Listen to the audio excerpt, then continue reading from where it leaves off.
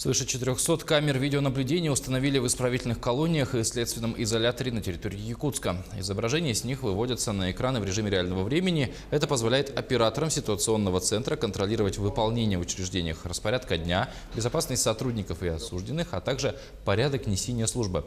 Как отметили в УФСИН, использование оборудования – это дополнительный стимулирующий механизм как для соблюдения режима содержания, так и для добросовестного выполнения сотрудниками учреждения своих служебных обязанностей.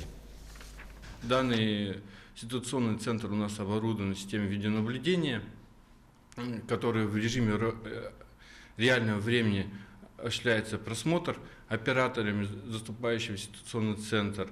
Ими производится фиксация нарушений. Также данное рабочее место у них оборудовано оперативно-диспетчерской связью, которая позволяет им своевременно совместно с учреждением дежурными части предпринимать какие-то действия. Кроме этого, дежурный ситуационный центр у нас активно применяется при проведении подготовки сил и средств учреждений при проведении чрезвычайных обстоятельств.